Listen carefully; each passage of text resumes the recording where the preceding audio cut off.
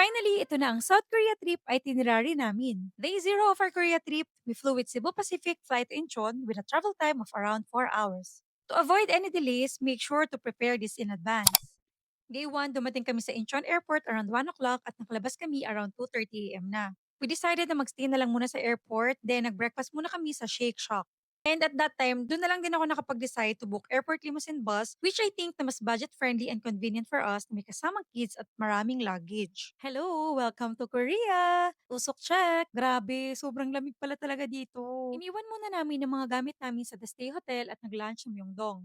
Dumiretso kami ng Myeongdong Cathedral, pumuntang COEX Mall para mag-sea life at sumilip sa Starfield Library. Then, nag-dinner na kami sa isang Japanese restaurant inside the mall. Dahil pagod na maglakad ang mga bata, nag-Uber na lang kami pabalik ng hotel. And around 8:30 p.m., nag-check-in kami at nagpahinga na. Day 2, we booked a private tour para mas convenient. First location, Alpaca. 2 oras ang travel time from Myeongdong at ang saya dito, nakakaaliw magpakain ng mga alpacas. Second location, Gangcheon Rail Bike. Nag-book kami in advance sa Klook ng 12 noon slot dahil takot kaming maubusan ng 4-seater rail bike.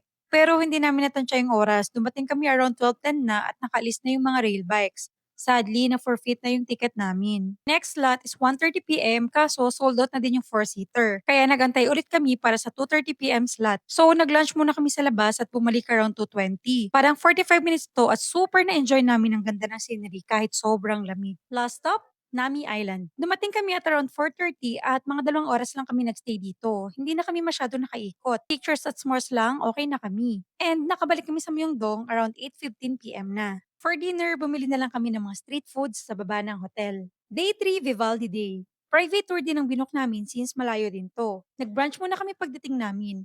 Then, kinlaim namin yung tickets na binook namin sa Klook. All day Snowyland package nga pala yung binook namin, pero sayang nga. Sana afternoon package na lang dahil mas mura to ng konti. Included na nga din pala dito yung round trip gondola at yung mga sledding sa loob ng Snowyland. And we hope to try the skiing next time. Super excited talaga kami dito. Sa buong stay namin sa Korea, itong day 3 lang yung may snow forecast. Thank you Lord at naka-experience kami ng first snowfall sa first winter trip namin dito sa Korea. But make sure to layer well para mas enjoy talaga. Day 4, medyo chill lang. After our breakfast, dumiretso kami sa Daehan Hanbok Rental para ma-feel namin na nasa Korea talaga kami. Nag-ikot lang kami sa palace at nanood ng Changing of Guards. Then, nag-lunch kami sa isang restaurant sa labas ng Chungmuro Subway Station at namasyal sa Namsanggol, Hanok Village. Maliit lang dito pero tahimik at na-enjoy naman namin. Then, bumalik na kami sa Travelodge Myeongdong City Hall at nag-Uber papuntang Travelodge Dongdaemun para sa aming third and last hotel dito sa trip namin. Then, nag-dinner kami sa isang pochang matcha malapit sa Dongdaemun Designer Plaza. Day 5, Christmas Day, pahapon na nung nakaalis kami ng hotel dahil pinagpahinga muna namin ng mga bata.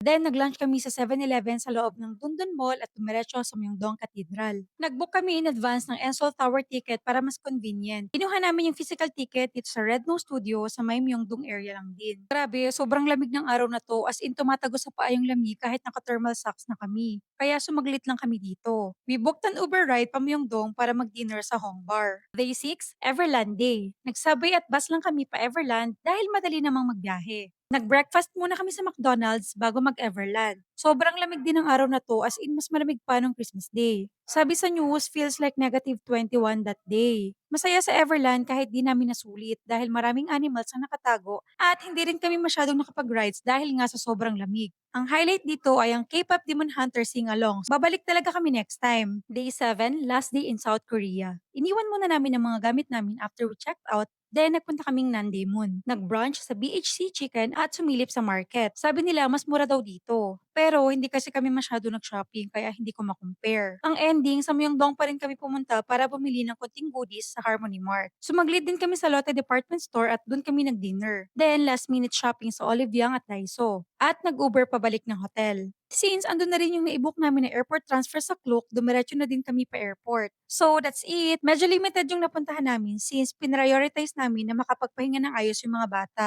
Siguro kung hindi sobrang lamig, marami pa kaming napuntahan. We'll be back in South Korea to experience yung ibang season naman. Hope makatulong tong experience namin sa planning nyo. Bye! Follow for more family travels!